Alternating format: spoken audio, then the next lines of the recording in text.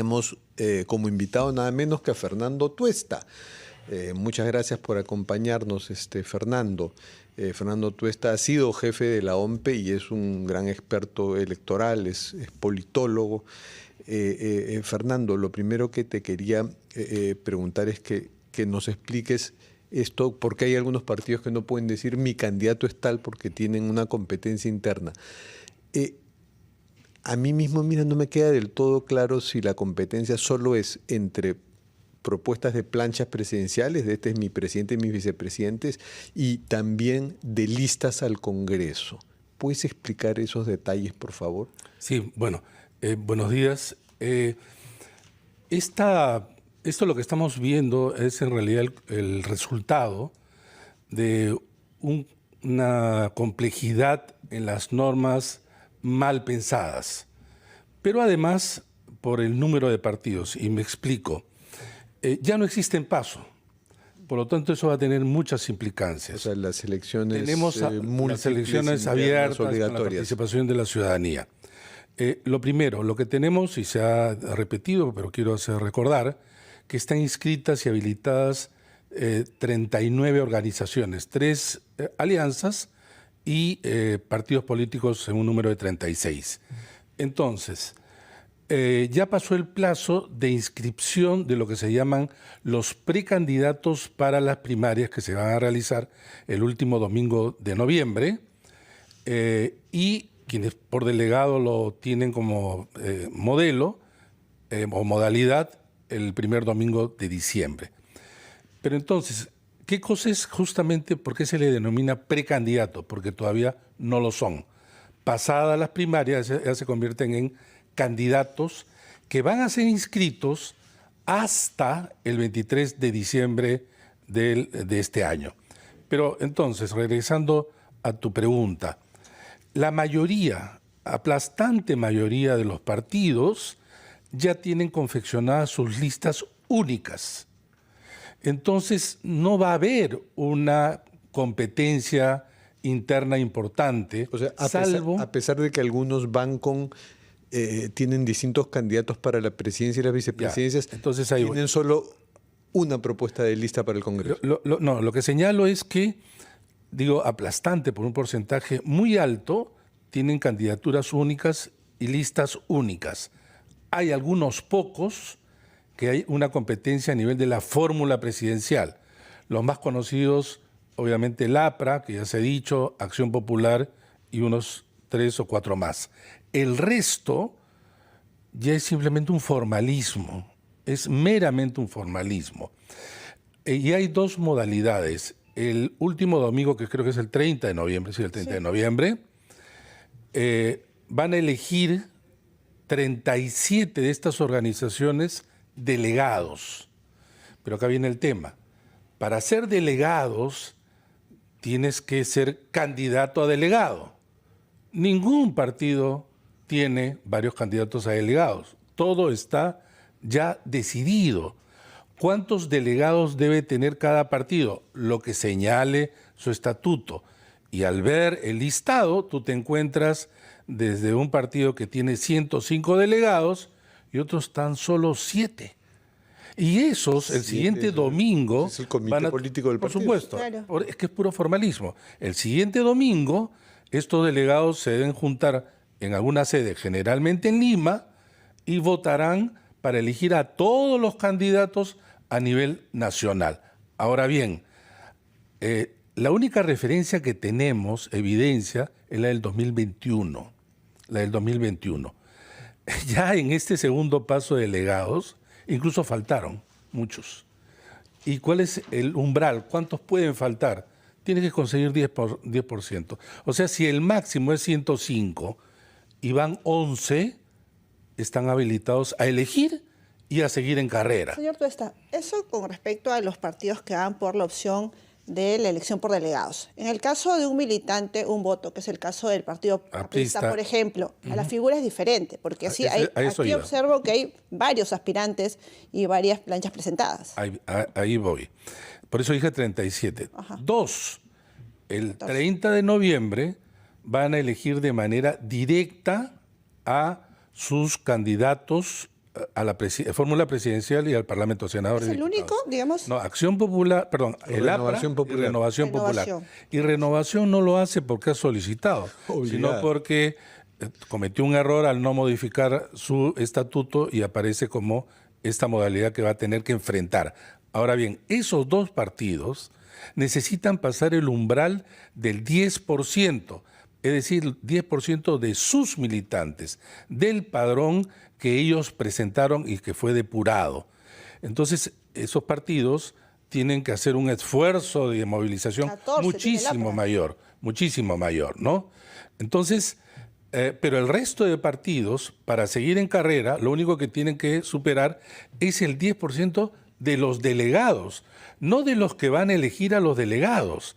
Y esto lo convierte obviamente en mero formalismo. Claro, o sea, si tienen 50 delegados, con 5 ya pasaron la valla. Siguen, y además esos 5 se encargan de elegir a todos los candidatos. En cambio, el APRA y Renovación Popular tienen una cantidad similar de militantes que son 40 y tantos mil, entonces con 4.500 personas que votan. Así es. Pero 4.500 igual hay que movilizar en todo el país.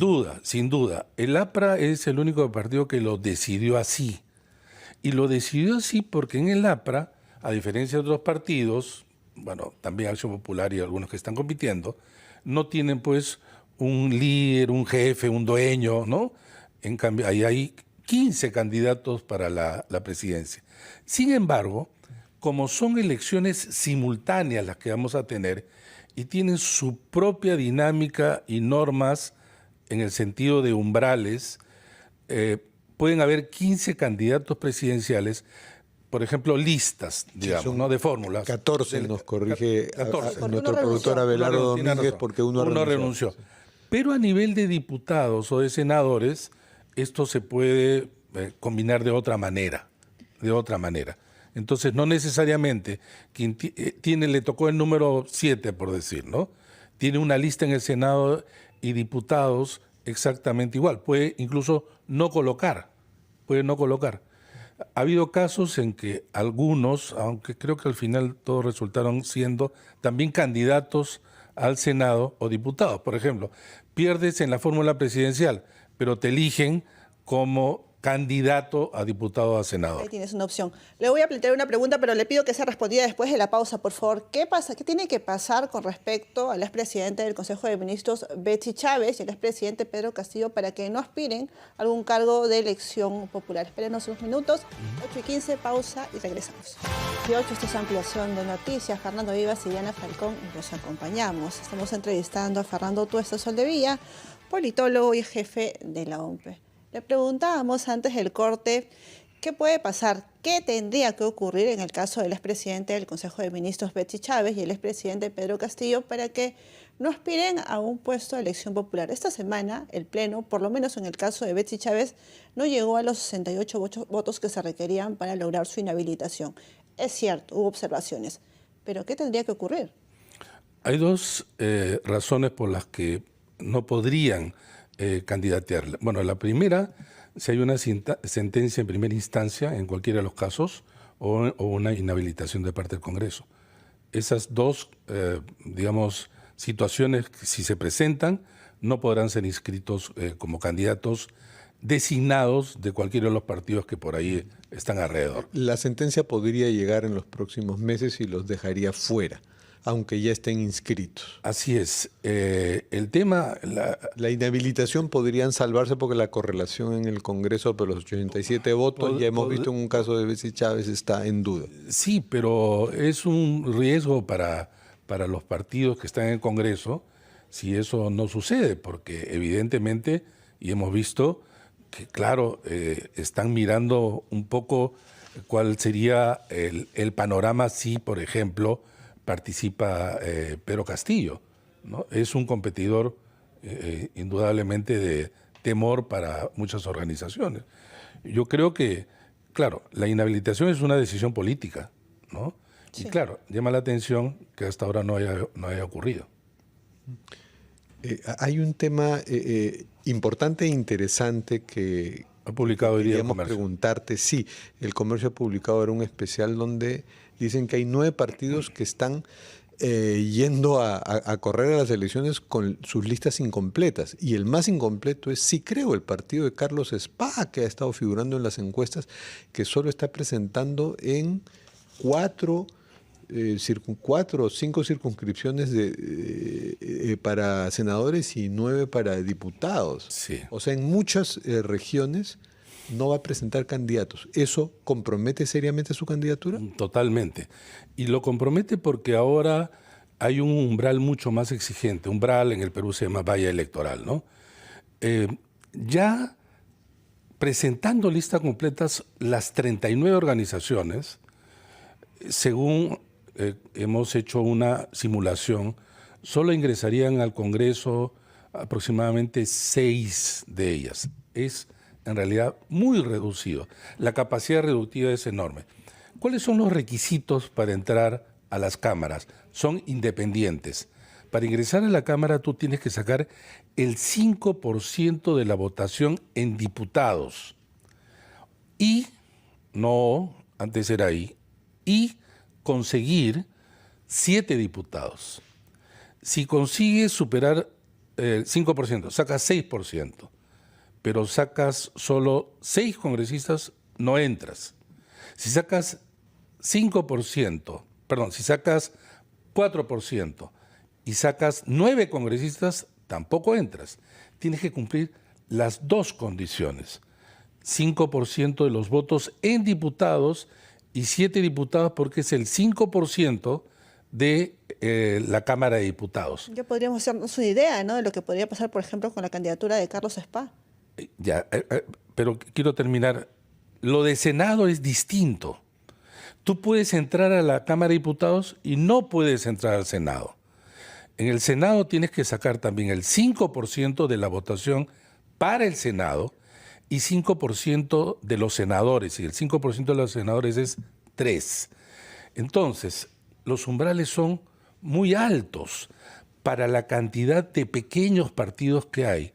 Si encima no presentas en cada una de las circunscripciones, la mayoría de regiones, no todas son regiones, la mayoría de regiones, candidatos, entonces vas a tener menos votos y la probabilidad que superes el umbral, entonces se reduce ostensiblemente.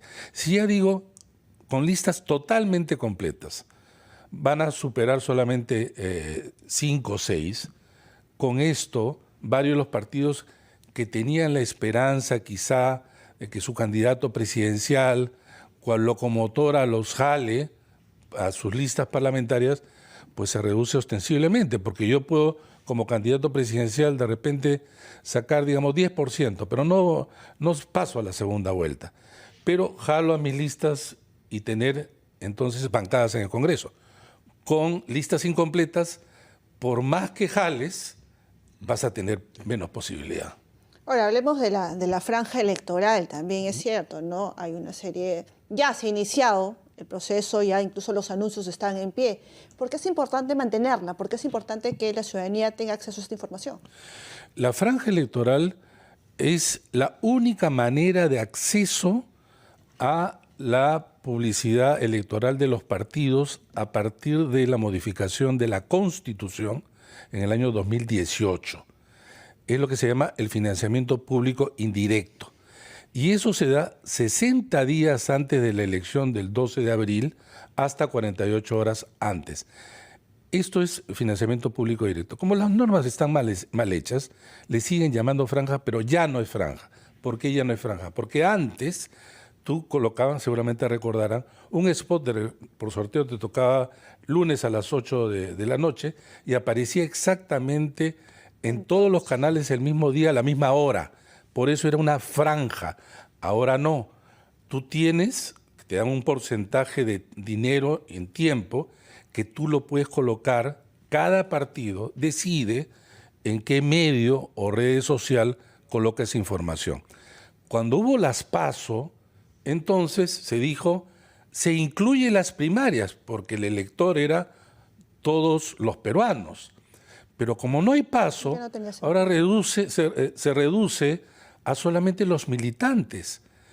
Pero además lo siguiente, es en razón de las primarias por 15 días, es decir, hasta el 30 de noviembre. Pero ¿qué está pasando? Lo que estamos viendo en los medios que se han obviamente asignado por ley. No están haciendo propaganda en razón de las PASO, sino propaganda general. Voten por mi partido. ¿Cómo se llama eso? Están adelantando la propaganda que debe realizarse a partir... ¿Es sancionable bajo las normas electorales? Es que debieran observarse este tipo de spots. Es que de pronto hay un vacío ahí también en la ley. Pero es que justamente esas son las malas leyes. Porque, por ejemplo, sale publicidad y lo que estamos encontrando que lo que están haciendo es publicidad adelantada de la campaña. ¿Han visto ustedes acaso que los partidos dicen, por ejemplo, yo soy precandidato de tal partido con el número tal y esta es mi propuesta? Ninguno. Por dos razones. La primera, porque la mayoría son listas únicas. Y la segunda, me toca a mí como partido una cantidad de minutos que yo debo distribuir. ¿Cuántos candidatos hay en cada partido? Casi 200. ¿Cómo vas a distribuir ese tiempo? ¿Para que lo vea quién? Solo la militancia. Claro. ¿Cuánto es la militancia? Pequeñísima. En todo caso, Perdón, y termino. Se está invirtiendo 5 millones de soles. No, queremos que termines con algo más importante como conclusión de todo lo que has estado diciendo. Estos umbrales, todas estas exigencias de saltar la valla van a determinar que varios de los 37 partidos pierdan definitivamente su inscripción. ¿Cuántos crees que con un voto estratégico de la gente que ya voy a votar por los favoritos, cuántos crees que van a saltar la valla? Decía, yo he hecho simulaciones del 2001 y adelantadas al 2026, salvo que ocurra una dispersión altísima, no más de 6. No más de 6. Pero acá viene el tema. Se supone que deberían de perder, por lo tanto, las otras la inscripción. Pero resulta que hay una disposición que se dio al Congreso que dice lo siguiente. Como hay una yuxtaposición ya con el calendario de elecciones regionales y municipales, entonces se les va a permitir a todas poder participar en las elecciones regionales y municipales. Pero solo por esa vez, ya no en las elecciones. No, pero acá viene el tema. 5 años. Sí, ¿qué pasa si superas el umbral de las regionales y municipales y no lo has superado en las generales? Pero el otro escenario, ¿qué pasa si superaste el umbral en las generales y no en las regionales y municipales? ¿Eso no se sabe? Es que eso se va a determinar recién cuando se termine el año de parte del Jurado Nacional de Elecciones. Salvavidas, ¿no? Salvavidas para que sobrevivan. Efectivamente parece un salvavidas, pero puede ser también un boomerang para quienes superaron la valla y no la regional municipal. Buena pregunta para el Jurado Nacional de Elecciones esa. Señor Tuesta Soldevilla, gracias por estar en No, gracias a ustedes por la invitación. Bienvenido. 8:29, momento de escuchar los titulares de la media hora y regresamos.